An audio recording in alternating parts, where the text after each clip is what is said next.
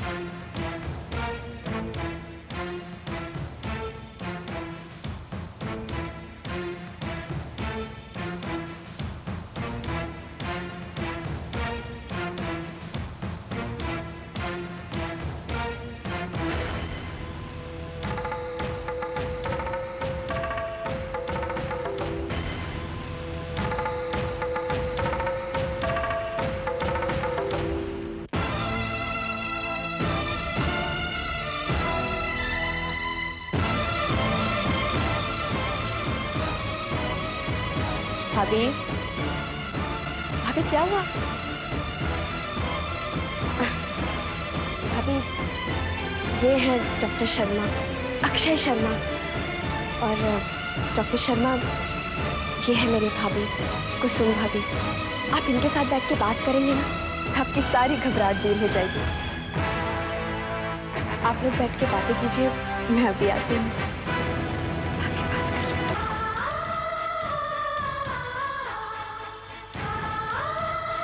बैठने को नहीं कहोगी? हाँ बैठे ना।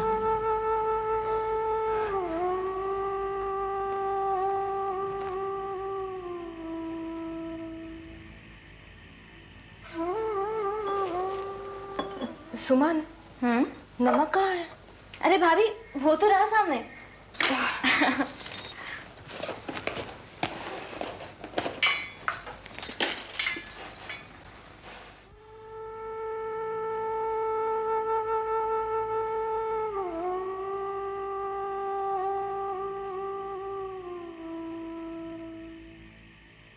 खुशबू तो बहुत अच्छी आ रही है भाभी। हाँ, तभी मैं कहूँ सारा घर खाने की खुशबू से कैसे महक रहा है। जब महक कितनी अच्छी आ रही तो खाना तो लाजवाब होगा, है ना? क्यों नहीं हो, मैं मदद जो कर रही हूँ। देखो कितनी पार्शल है। अच्छा भाभी, माँ कहाँ है? डॉक्टर शर्मा है, उनसे मिलने के लिए। डॉक्टर शर्मा आए हैं? माँ जी तो बेडरूम में है। मैं उनसे मिल के आती हूँ।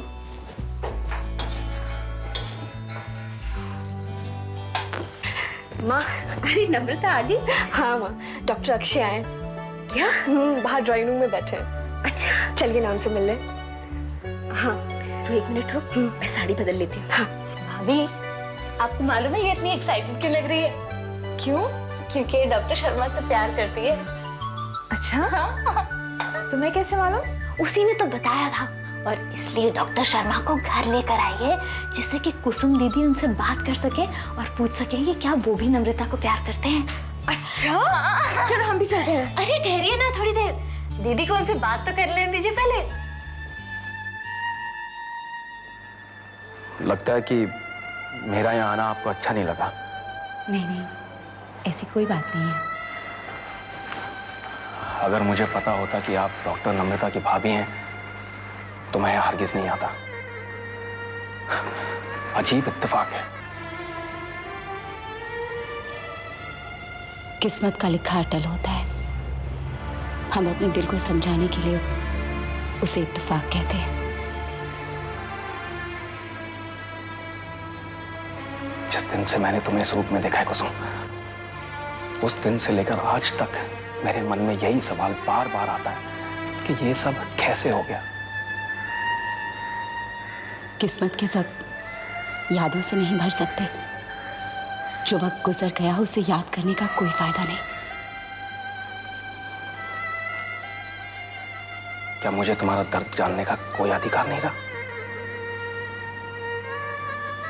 जब भी तुम्हारे बारे में सोचता था कुसुम, तो यही सोचता था कि तुम अपनी जिंदगी में समीर के साथ खुश होगी। मैं सोचता था कि अगर मेरा प्यार मेरी किस्मत नहीं बन सका तो क्या हुआ, तुम्हारी किस्मत तो तुम्हारी खुशी बन सकी ना। काश हमारी मुलाकात ही नहीं होती,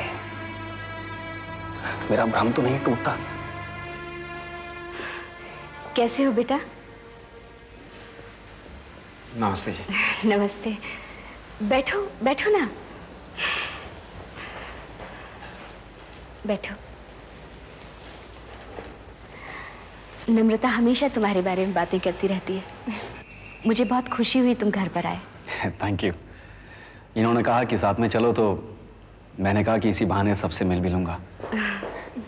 हेलो डॉक्टर शर्मा, हेलो। कैसे हैं आप? मैं ठीक हूँ। वैसे आप बहुत जल्दी रिकवर कर गई। सब आप ही के कारण। डॉक्टर शर्मा, ये है सुमन। सुमन, डॉक्टर शर्मा। अरे भाई, यूं ही खड़े रहोगे या डॉक्टर साहब के लिए कुछ नाश्ता वाश्ता लाओ बेटा? जी माँ जी। चलो बेटा बैठो ना। अब आप ये बताइए कि आप लोग हमारे यहाँ कब आ रहे हैं? बेटा बहुत जल्दी ही तुम्हारे यहाँ आने का प्रोग्राम बनाएंगे।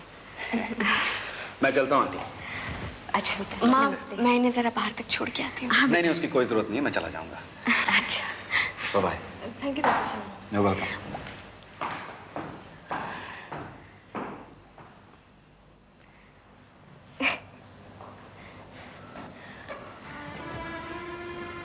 भाभी, बताओ ना मेरी पसंद कैसी लगी? भाभी बताओ ना। क्या कहा तुमने? मैंने कहा मेरी पसंद आपको कैसी लगी? बहुत अच्छी। भाभी बताओ ना, आपने मेरे बारे में क्या बात की? कुछ भी नहीं, मेरे कुछ कहने से पहले तुम सब लोग आ गए, मैं बिल्कुल बात नहीं कर पाई।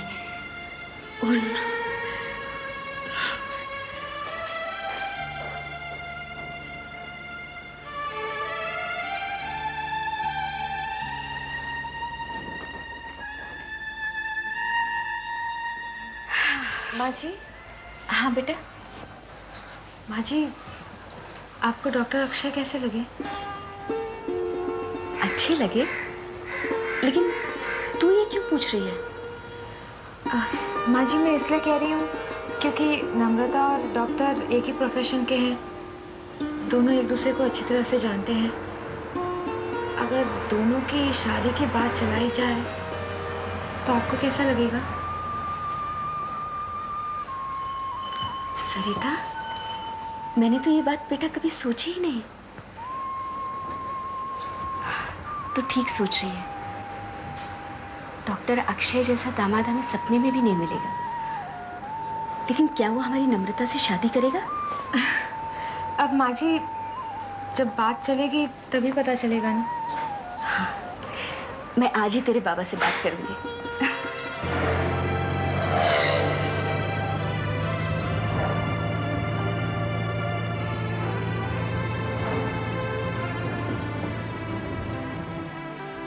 क्या मुझे तुम्हारा दर्द जानने का कोई अधिकार नहीं रहा? किस्मत का लिखा अटल होता है। हम अपने दिल को समझाने के लिए उसे इत्तेफाक कहते हैं। किस्मत के जख्म यादों से नहीं भर सकते। जो वक्त गुजर गया उसे याद करने का कोई फायदा नहीं। जब भी तुम्हारे बारे में सोचता था कुसुम, तो यही सोचता था कि तुम अपनी जिंदगी में समीर के साथ खुश होगी। मैं सोचता था कि अगर मेरा प्यार मेरी किस्मत नहीं बन सका तो क्या हुआ, तुम्हारी किस्मत तो तुम्हारी खुशी बन सकी ना।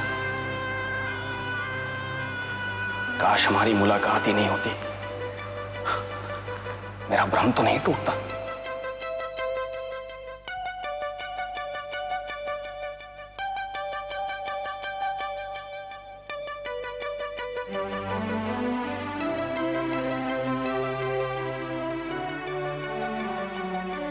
तो बेटा। अरे बाबा। हाँ बेटा, आज मैं बहुत खुश हूँ।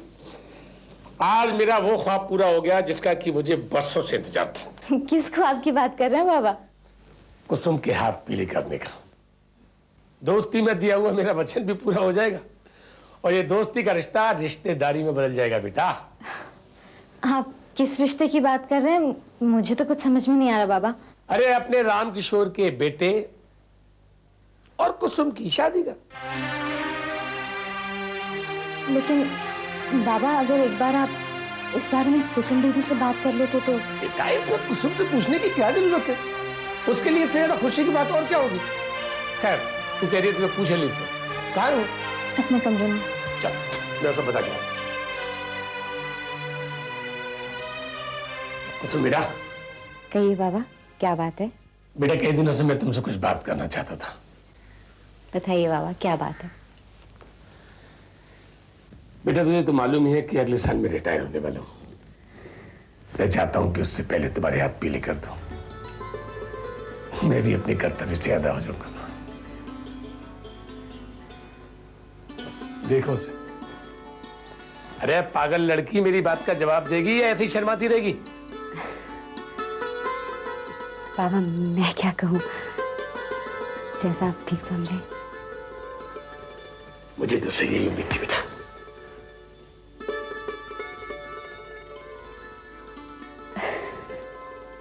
इतना खुश होने की जरूरत नहीं है। बिना सोचे समझे तुमने हाँ कर दी। क्या तुम्हें मालूम भी है बाबा किससे तुम्हारी शादी करना चाहते हैं? अरे मैंने तो इसलिए हाँ कर दी क्योंकि तू जानती है कि मैं अक्षय से कितना प्यार करती हूँ। मैं शादी भी उसी से करूंगी। लेकिन बाबा को कैसे मालूम कि तू अक्षय से प्यार करती है? जब तक तू उन्हें बताएगी नहीं, उन्हें कैसे पता चलेगा? वो तो तेरी शादी राम किशोर अंकल के बेटे से करना चाह रहे हैं। क्या? हाँ, बाबा को क्या ख्वाब आएगा कि तू अक्षय से प्यार करती है?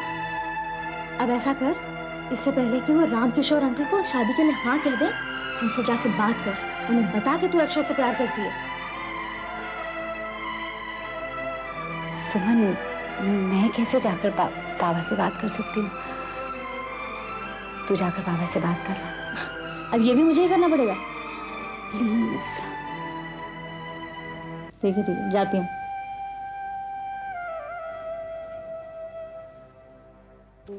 बाबा, हाँ बेटा मैं आपसे कुछ कहना चाहती हूँ। बोल ना। बाबा, वो कुसुम दीदी है ना, वो किसी से प्यार करती हैं और वो जिस लड़के से प्यार करती हैं वो एक बहुत ही इज्जतदार और अच्छे खानदान का लड़का है बाबा।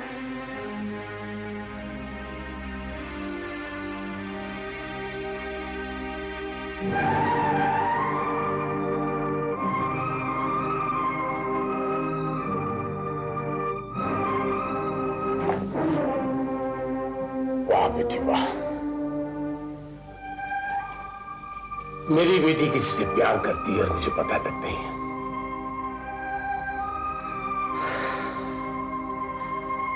जरूर मेरे प्यार और परवरिश में कोई कमी रही होगी बेटा, इसीलिए तुमने एक इतना बड़ा कदम उठा लिया और मुझे भनक तक नहीं होनी थी। बाबा मैं आपसे कहने ही वाली थी, लेकिन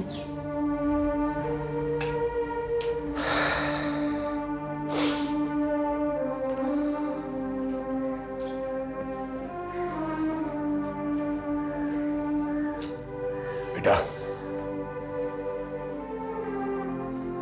ये प्यार नाम का लफ्ज सुनने में बहुत अच्छा लगता है, हकीकत में ये कुछ नहीं होता। ये प्यार का भूत शादी के 2 दिन बाद उतर जाता है बेटा। हम जानते हैं तुम कहां खुश होगी, राम किशोर के घर में। 30 साल से जानते हैं हम उस परिवार को।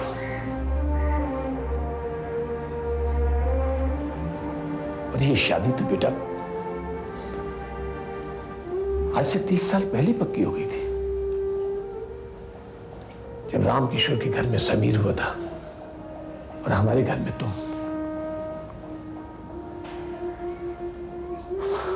उसी दिन ये दोस्ती रिश्तेदारी में बदल गई थी बेटा।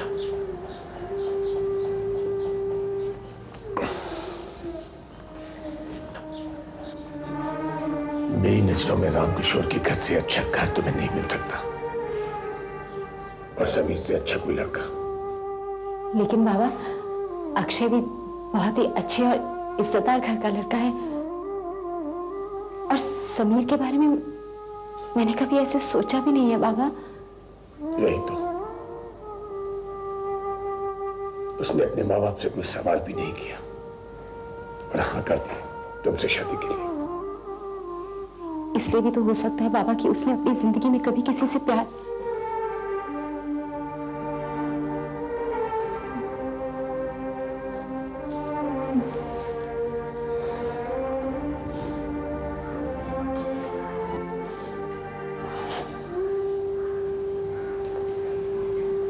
बहुत तकलीफ हुई है बेटा तुम्हारी ये बात सुनकर,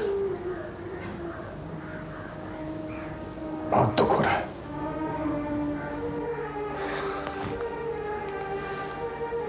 तुम्हारी मां चाहती थी बेटा कि तुम्हारी शादी रामकिशोर के बेटे समीर से हो।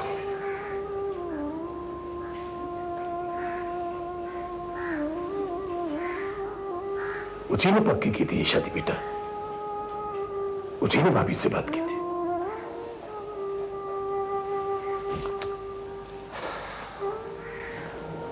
तुम्हें तो होश भी नहीं होगा, इतनी इतनी थी तुम जब वो मरी थी।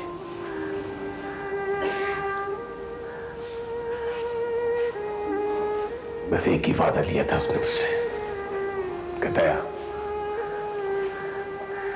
सारी जिंदगी मेरी बच्चियों को कभी कोई तकलीफ मत होने देना।